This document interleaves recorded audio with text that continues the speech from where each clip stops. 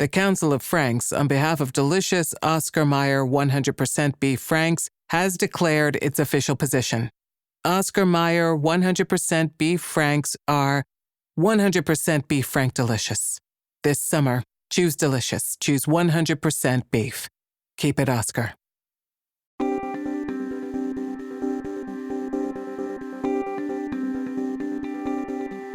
While bioethics may be a new term to you, this area of study has been at the heart of countless major scientific decisions.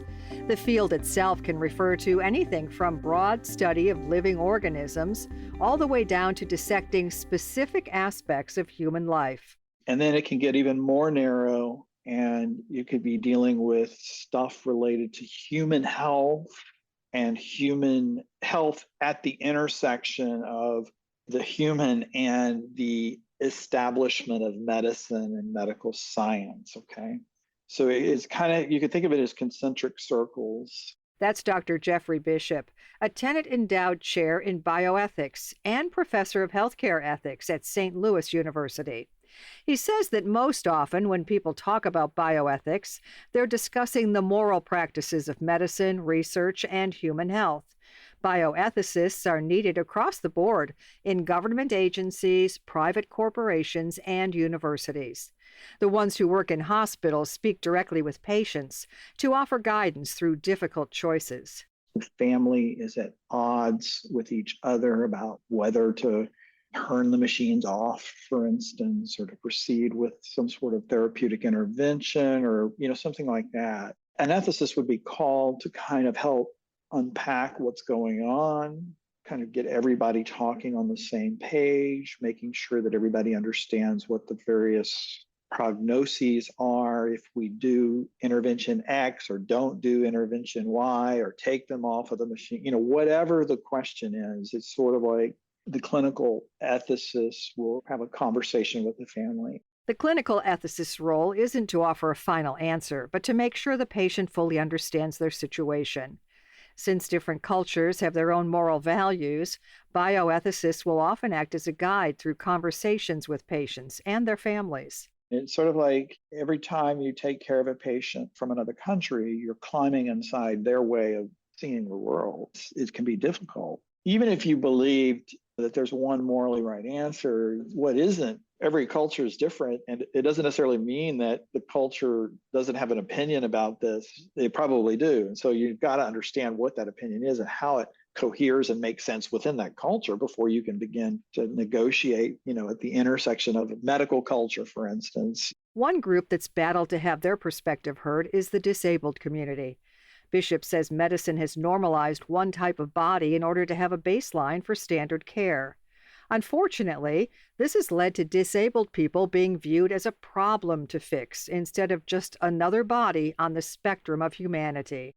The disability critique of medicine is that medicine has always had as its normal ideal body is a non-disabled body. It's usually a physically fit person, a man, usually a woman, a white man, a white woman, who has their hearing, has their sight, has their bodily habitus. But that's an unrealistic expectation to place on society because there is no perfect body. There's no normal person in the sense that that person is the sum total of all things human and somehow fits right in the middle of all of that. There's no perfect size, no perfect weight. However, Bishop says that medicine does have to set a standard baseline of health to create widely used drugs, treatments, and therapies. High blood pressure, for example, is relative to each person, but because it can cause detrimental health effects, there's a set threshold for all patients. So there will be a certain percentage of people who have high blood pressure who never go on to get kidney disease or heart disease or any of the downstream effects, but we have to treat all of them for their high blood pressure in order to prevent some of them, the ones that would go on to get downstream effects, right? So we always have to have a norm that we aim at, and we have to treat every hypertensive in order to prevent 20% of them to go on from having heart disease or kidney disease or whatever.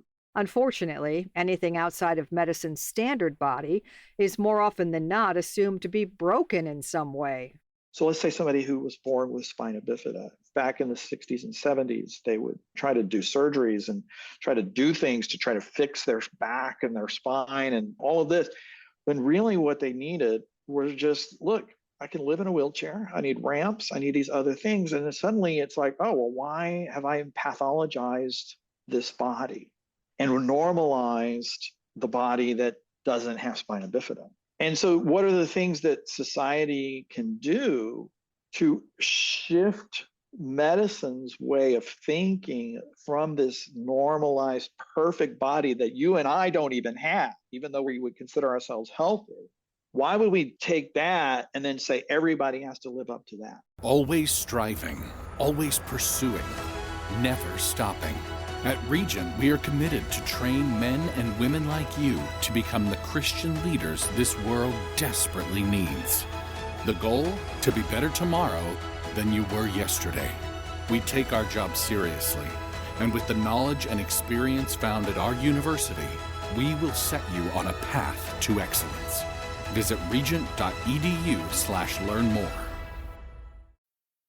This episode is brought to you by State Farm. What if your life story was a podcast? Would it be a comedy or a thriller? Whatever genre, State Farm is there for your what ifs to keep your life story from becoming a mystery. Because when you've got questions, they've got answers 24/7. You can file a claim on the State Farm mobile app or simply give your agent a call. It's how insurance plays a supporting role in your story. Like a good neighbor, State Farm is there. Visit statefarm.com for a quote today.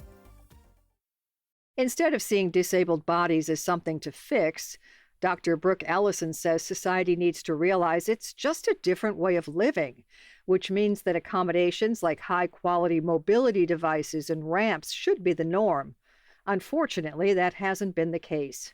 I talk a lot to members of big tech, the big tech sector and startup companies, and even like schools and colleges of engineering and applied sciences across the country. And I think meager work being done. There have been, isolated steps to try to develop quote unquote assistive technology. But there's much more that needs to be done. And a lot of the technology that I think has been developed is not always fully kind of community engaged with the insights and the experiences of people with disabilities themselves, deeply integrated into the work that's done. Ellison is an associate professor focused on teaching health policy and medical ethics at Stony Brook University. She's also the first quadriplegic to graduate from Harvard University.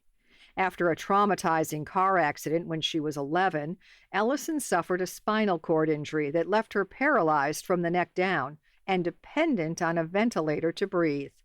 Part of her professional career has been spent acting as a liaison between tech companies and the disabled community, so that assistive products are created based on real needs and experiences. Ellison's seen firsthand how far the technology has come. After her accident, she had to use a sip and puff activated switch, which typed Morse code into a computer. Like I would puff on a straw and that would correspond to a dot, and sip on the straw and that would correspond to a dash. And I would have to learn the Morse code alphabet to insert individual letters into a computer. And I thought, this is how I'm going to have to learn how to write a paper, write an essay. I don't know how I'm going to get anything like this done. I remember thinking that very vividly at the time. Fortunately, we now have various options, such as talk-to-text, that make communication much easier.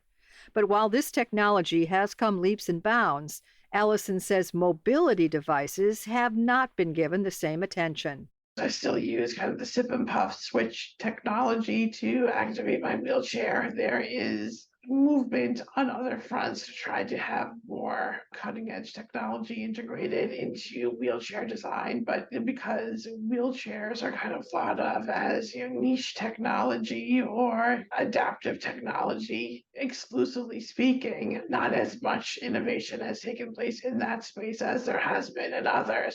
For example, Amazon's Alexa home device has been crucial for Ellison's day-to-day independence. However, much of assistive technology is an afterthought in our society. Bishop says that even bioethics, a field that advocates for balance and equity, can fall back into bigoted ideas. In the early 2000s, the disability rights community disrupted a meeting being held by the American Society for Bioethics and Humanities. The ASBH had no disabled people speaking at this on a topic of disability. And so there was this big push, nothing about us without us. Don't talk about us unless we're here. And so it was cool. It disrupted the meeting. I'm proud to say I was there. I was cheering them on because I'm a critic of bioethics, because it gets into bed with medicine and normalization and all that kind of stuff. And this disability rights community was there to say just that. It was really cool that for the first time, bioethics had to kind of step up and say, okay, yeah. And the leader of that group got to speak for about an hour impromptu before the meeting even began. And this is just scratching the surface of bioethics within disability. Join us next week when we dive into Ellison's story and discuss life, death, and autonomy within the disabled community. You can find more information about Dr. Jeffrey Bishop, Dr. Brooke Ellison, and all of our guests on our website, radiohealthjournal.org. Our writer-producer is Kristen Farah. Our production manager is Jason Dickey, and I'm Nancy Benson.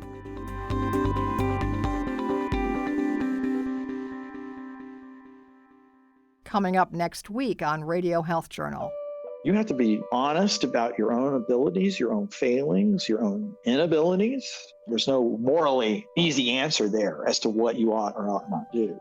Diving into the ethical dilemmas of medicine. Then a new mind-bending approach to treating depression. The fact that we saw remission in 37% of patients at week 3 after just a single administration is something that's really encouraging to us.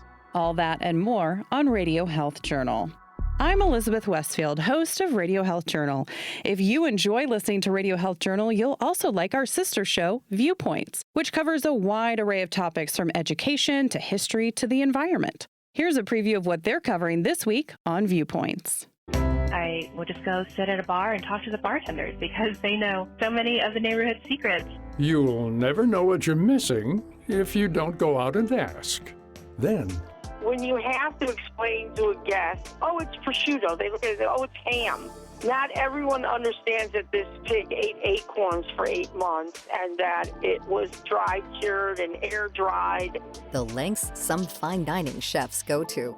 I'm Marty Peterson. and I'm Gary Price. These stories in depth this week on your public affairs magazine, Viewpoints. Listen to Viewpoints on your favorite radio station, iTunes, and Stitcher. And that's Radio Health Journal for this week. Follow us on Twitter, Facebook, and Instagram to learn more. And check Apple Podcasts, Google Play, and Spotify for a library of past programs. Plus, you'll always find previous segments and information about our guests at radiohealthjournal.org. Join us again next week for another edition of Radio Health Journal.